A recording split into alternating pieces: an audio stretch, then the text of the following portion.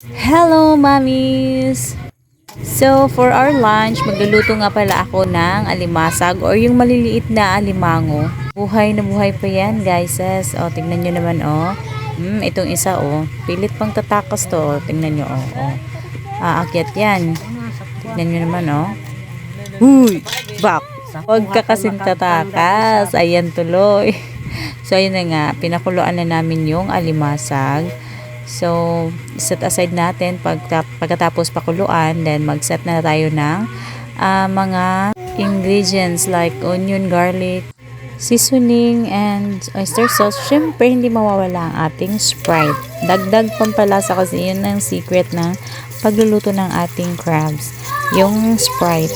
Kasi sa Sprite na nalalasa, nanunuot dun ang lasa sa crabs, yung tamis niya. So, ayan, nagsusuti na ako ng garlic and onion. Pag nag-brown na yung onion and garlic natin, pwede na nating ilagay yung ating crabs na luto na. So, ayan, iniisa-isa ko lang dyan paglagay hanggang sa matapos.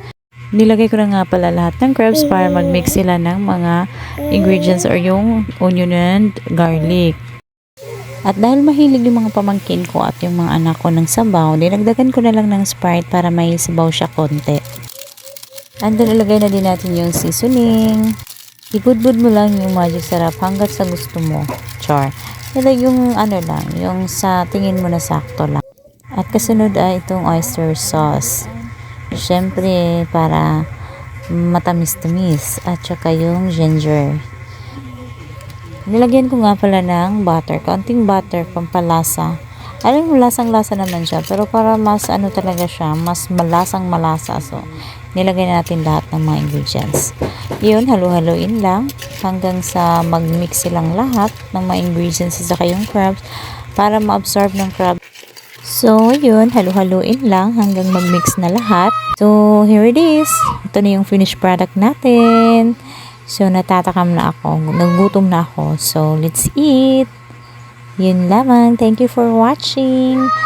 At huwag kalimutang mag-like and subscribe. I-share nun din kung gusto nyo. So, yun lamang. Tara, let's eat na. Bye!